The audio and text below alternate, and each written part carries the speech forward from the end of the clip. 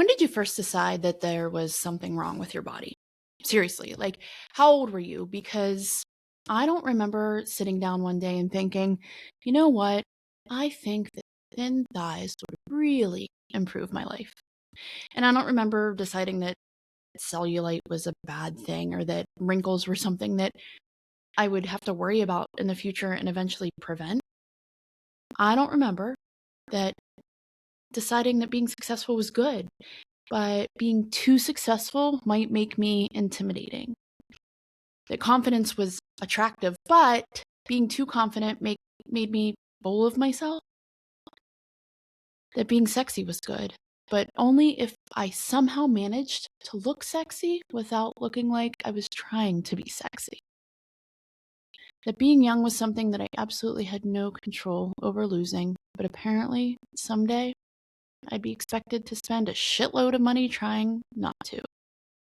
I don't remember any of this. Do you? Because that's the weird thing about culture. It never asked us, it just started rating. Welcome back to Ghostwriters. Hey, I'm Jen Weinstein, and this is the Midlife Edit, the podcast for women who are done waiting for permission to live their lives out loud. We talk about all of it here. The stuff that's messy, the stuff that's funny, the stuff nobody warned us about, and the stuff that we're finally figuring out. I'm so glad you're here. Let's get into it. Hey friends, and welcome back to the Midlife Edit. As always, I'm your host, Jen, and this is episode 2 of Ghostwriters. I just want to give you a quick catch up if you're just joining. A few weeks ago, I told you about being a one-hit wonder, how culture picks the single, that song, plays it once, and calls it your whole story. That's who you are, right? And I said that on purpose. I was laying the track for this episode without telling you that's what I was doing. And then last week, we started with the family, the first ghostwriter, the one that gets us before almost anybody else does. We talked about the roles we got handed as kids, the black sheep, the golden child, the peacemaker, the parentified kid, the invisible one, and how eventually those roles can stop feeling like roles at all. They just feel like who we are. And that's what makes a ghostwriter so fucking good at their job, you guys. You don't see the handwriting anymore. You think it's yours. But today I'm going to talk about a ghostwriter that didn't live in your house, or it didn't raise you, or know your name. It didn't know what you wanted to be when you grew up, or what made you laugh, or what you were afraid of. And somehow, it still had an opinion about who you should become. The culture. And holy shit, did this one have notes. It's going to be either eye-opening to you or, well, no shit, Jen. Of course, this is how it is. But I want you to think about being a girl for a second. Not being a woman now, but being a girl when you were younger. Think about everything that was around you. Because even though I just said, this ghostwriter didn't live in your house, it kind of did, right? It kind of lived in your mind. The magazines, the commercials, the TV shows, MTV, the celebrities, the movies, the music, the women everybody thought were beautiful, and the women that everybody made fun of. The bodies that were celebrated, the bodies that were dissected. Because I grew up in the 80s and 90s, and if you're around my age, we came of age during a really fucking weird time to have a female body. We had magazines and catalogs and TV telling us how to lose 10 pounds on one page or one commercial, and then how to bake brownies on the next one. We watched women's bodies get analyzed like they were public property. Oh, too fat, too skinny. Did she gain weight? Did she lose too much?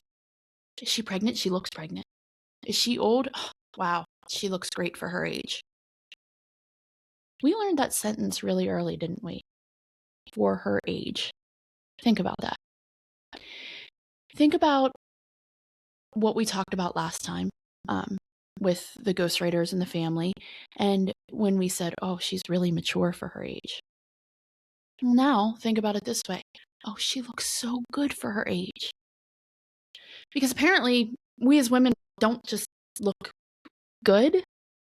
Eventually, we look good despite something, despite our age, despite having children, despite perimenopause and menopause, despite gravity, despite the unforgivable crime of continuing to exist.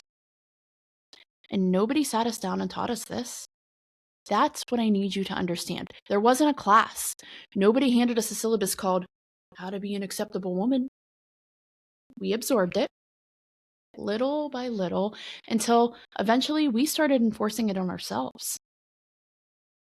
And I want to stay here in this conversation, this topic for a second, because I think for women of our age, this might be one of the culture's greatest hits. Our bodies. Our bodies. I mean, yeah, it's still being talked about now, but think about all the shit that we've lived through. Low fat everything, fat free everything, 100-calorie packs, Slim Fast, Weight Watchers, Jenny Craig, Special K commercials telling us to replace meals with fucking cereal, you guys. Before and after photos, the grapefruit diet, the cabbage soup diet, the maple and the maple syrup, lemon, cayenne pepper cleanse, Atkins, South Beach, clean eating, beach bodies, bikini bodies, thigh gaps, heroin chic, size 00. And then suddenly, we're supposed to have asses again. And now, we're supposed to be strong, but still small, toned and not bulky, curvy, but only in the culturally approved locations, i.e., your hips and your boobs, healthy, but somehow perpetually trying to change something. Do you see how fucking impossible this is? And I know, I feel like America Ferrera and Barbie right now when she does that amazing speech, which, by the way, that's something that I never scroll past. I will watch that every single time if it comes up in a short or a video or something.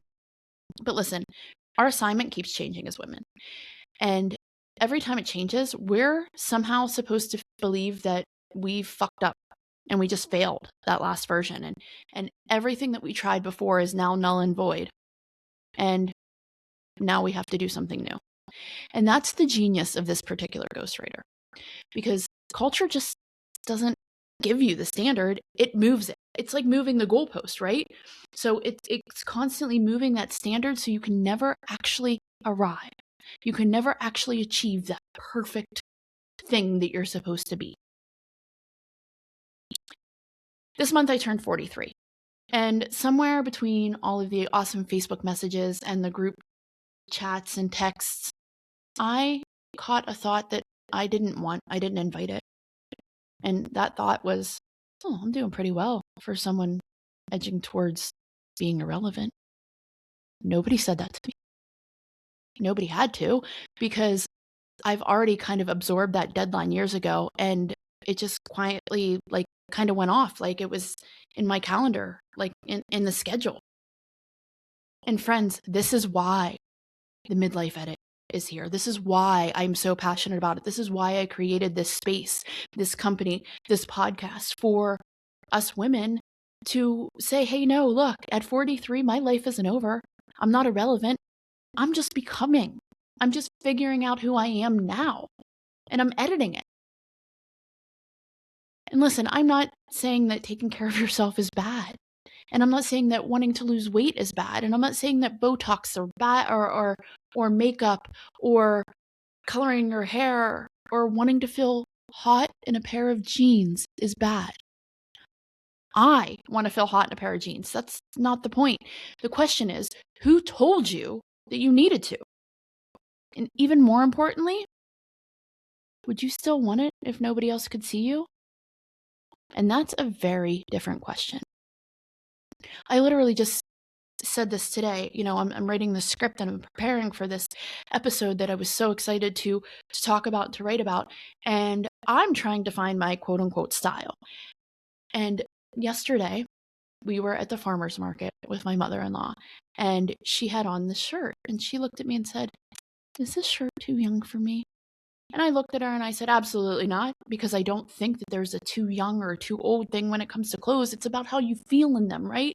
And so I'm trying to find my style and I'm wearing all these things that, like, in my head, I've always kind of wanted to wear, but I always thought, well, that's not what's in right now. Or what is somebody going to think of me?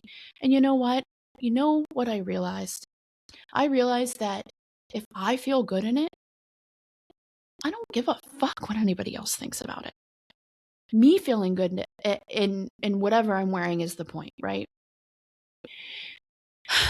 I could go on for days and days and days about that, but just when you think that culture had enough to access us, like with the Delia's catalogs and the People magazine and the Teen Bops and the MTV and TRL and everything that's on, we got the internet, right?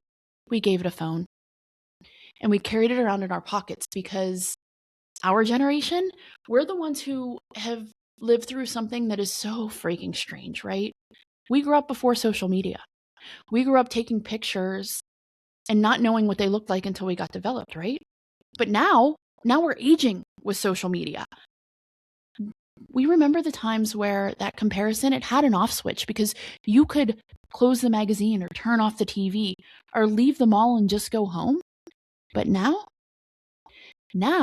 you can compare yourself to a stranger in Australia before you even get out of bed. And it's not just celebrities anymore. That is what's changed.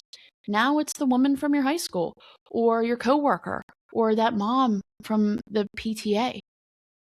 It's some woman you've never met who apparently wakes up at 4 a.m., drinks green juice, has perfect skin, runs a 7-figure business, has sex with her husband 4 times a week, packs organic lunches for her children, meditates, lifts weights, journals, has a spotless fucking kitchen, and somehow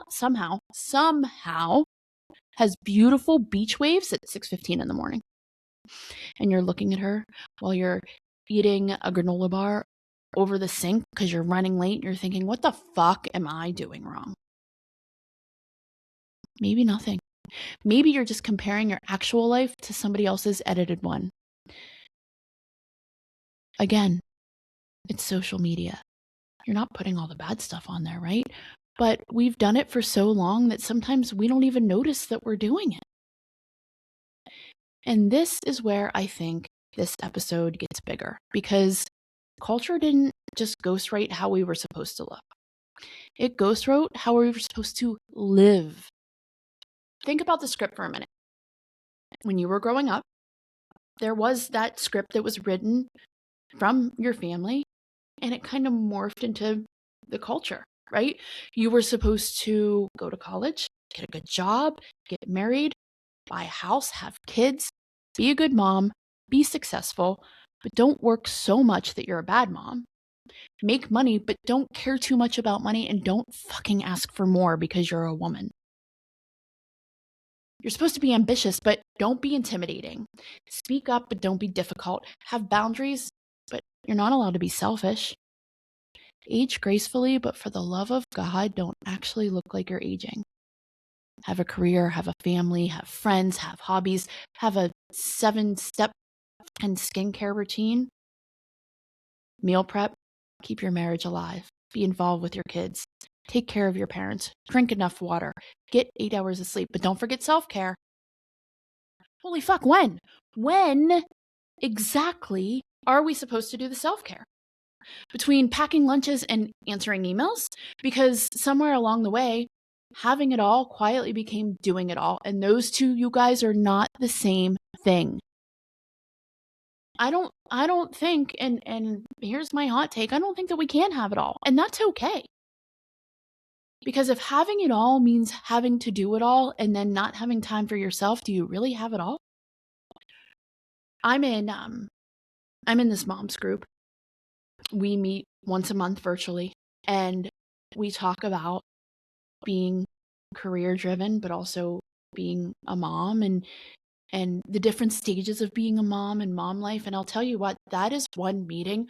When that comes up on my calendar every month, I will never not go to it because it is something that is so important to be able to talk about with other women that you're not going to see these posts on social media. You're talking internally about how hard it can be sometimes, and that it's okay to be a career woman and say no to certain things at home, and then say no to certain things at work because you have things going on at home.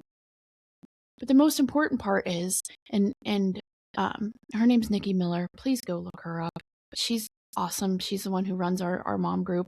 But she said something this week that it made a lot of us think. She said, "Where do you get your energy?" And of course, the first thought is, oh, it's coffee or a Red Bull or exercise in the morning. But what she meant is, where do you get your energy to keep going every day? Where do you get that energy that just makes you want to do something more? Maybe it is having coffee by yourself in the morning on the porch before anybody else gets up.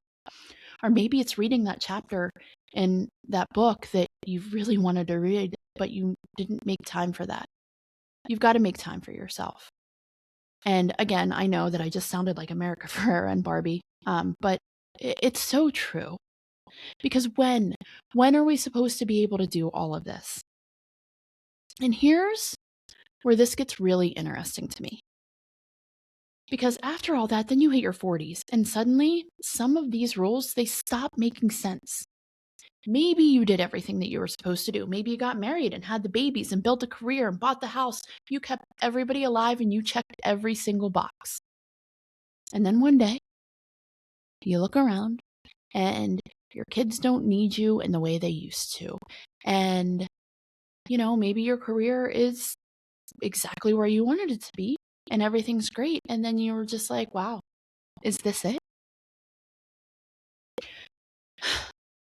For me this summer, that looked like manic everyday cleaning of the house my husband and I bought 5 years ago because it was big enough for a family. We were still in the middle of blending because we still are in the middle of showings and the open houses and everything else because we put it on the market. And we're moving closer to the city now and closer to my 2 youngest stepkids' school. And we're downsizing on purpose. And even in a move that I actually chose, I caught myself trying to make it sound like a tidy story with a clean ending, a 5-year chapter, everything was great, tied off with a big bow, instead of the sprawling, anxiety-ridden, still unfinished thing that it actually is. And look, this isn't because your life is bad, and that's important. We are allowed to feel things like this, even if we look around and we have everything that we thought we always wanted, right? Sometimes your life is actually really good. And that's what makes all of this so uncomfortable, because you're supposed to be grateful, and you are grateful. But gratitude and wanting something more can exist in the same body. Nobody tells women that that's okay. Nobody tells us that this is enough. That not knowing what you want and not figuring out who you are in your 40s is okay. You can love your life and still want to change it. You can love your family and still want something that belongs to just you. You can be so grateful for the career that you've built because you worked so fucking hard to build it, but then realize it's not what you want to do for the next 20 years. Because maybe that's not who you are anymore, and that's okay. You can love the woman that you've been and still be curious about the woman you haven't met yet. But culture really doesn't understand it. It doesn't know what to do with that woman because she isn't following that original script anymore. And then there's aging, because apparently the second half of a woman's life is supposed to be one long battle against evidence that she's lived the first half. Anti-aging. Think about that phrase. Or the phrase over the hill, or whatever terrible fucking phrase, like we have one foot in the grave as soon as we turn 40. So think about anti-aging. Anti-aging. We're literally supposed to be against the thing that we are so lucky and fortunate enough to keep doing. And again, use all the creams, and they're going to freaking get you because some of these creams are half an ounce and $80 fucking dollars. and get the Botox and color your hair or don't color your hair and get extensions or cut it all off. I genuinely don't give a shit. Do whatever makes you feel like you. But I do want us to start noticing the difference between I want this for me and I've been taught that I need this in order to remain valuable. Because friends, those can look exactly the same from the outside, but only you know which one is holding the pen. And that's the part of ghostwriters that fascinates me. Eventually, the ghostwriter doesn't even need to be in the room anymore. Culture doesn't have to tell you that you're too old to wear something because you tell yourself. And culture doesn't have to tell you that your stomach should be flatter because you tell yourself. Culture doesn't have to tell you that starting over at 43 is ridiculous because you do that job for it. Culture doesn't have to tell you somebody else's success means that you're behind. You open the Instagram and you finish the sentence yourself. That's how you know that the ghostwriter has gotten really fucking good, because you've memorized the lines. So how do we take the pen back? And last week I told you this series isn't about burning your entire life down. I'm not telling you to move to Bali or throw away your makeup or don't dye your hair. I'm definitely not telling you to delete Instagram because I would be a massive fucking hypocrite if I told you to do that. But I'm asking you to notice. That's it. Because noticing is where your editing is going to start. So here's your assignment this week. I want you to catch yourself saying one of these. I should. I can't. I'm too old. Women my age shouldn't. I need to lose X amount of pounds before. People will think I'm behind. And when you hear it, don't immediately argue with yourself. Just ask. Says who? Seriously, says fucking who? Who wrote that rule? Was it you? Was it your mother? Was it a magazine that you read in 1997? A shitty boyfriend? Instagram? A commercial? Some imaginary panel of women who apparently meets every Thursday to decide whether 43-year-olds are still allowed to wear crop tops? Who? Who? Who says that? And then ask yourself the same question we asked last week. If nobody was watching, what would I actually choose? Because that answer, that might be your handwriting. That might be my style, right? That might be that boost that I need to leave the career or say no. It is going to be your handwriting. The culture is loud. And unlike the family, you can't necessarily just leave the room. It's fucking everywhere. It's on our phones, our movies, our workplaces, our beauty aisles, and sometimes in the mouths of people that we love. And yes, it's inside us too. But just because a voice has been in your head for 30 or 40 years doesn't mean that it gets the final edit. You're allowed to question it. You're allowed to cross that shit out. You're allowed to write in the margins. You're allowed to decide that something you believed at 23 doesn't belong in the story that you're writing at 43. That's the whole point of the midlife edit. We're not starting from a blank page. We're looking at everything has already been done to us, everything that's already there, and we're asking, do I actually want to keep this? Is this actually who I am? So this week, I want you to notice the shoulds. Notice the rules. Notice every moment that you make yourself smaller or younger or prettier or quieter or easier or more productive or less complicated or more acceptable for an audience that may not even fucking exist. And ask yourself, whose handwriting is this? Because culture may have gotten the pen early, but it doesn't get to write the ending. And also remember this.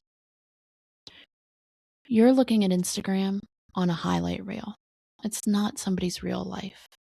And honestly, when you go to think about not posting that video that you want to post, or, oh my gosh, look at this wrinkle here, nobody's really looking at it. Honestly, friends, we're all worried about ourselves. Get rid of it. It doesn't get to write the ending for you.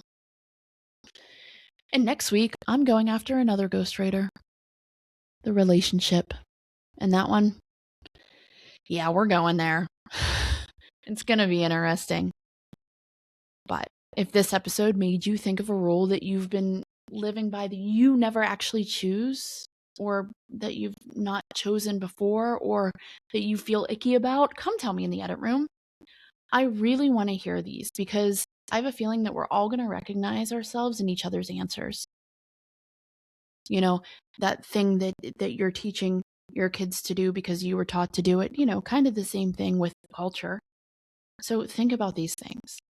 And if you know another woman who needs to hear this series, send it to her and do all the things. Subscribe, write me a 5-star review.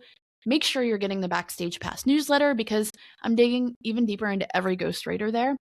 And I want to talk about this more because it's our fucking time, you guys. This is our time to edit and rewrite our story. So until next week, go pick up the pen and write a damn good chapter. We'll see you next Tuesday. That's it for today, and honestly, I could keep talking, but I'll let you go. If this episode resonated with you, the best thing you can do is share it with a woman in your life who needs to hear it, because we all have that person. And if you're not already subscribed to my newsletter, The Backstage Pass, come join us. It's where I get a little more personal, a little more behind the scenes, and a little more honest than I probably should be. You can find the link in the show notes. Thank you so much for spending this time with me, and I'll see you next Tuesday.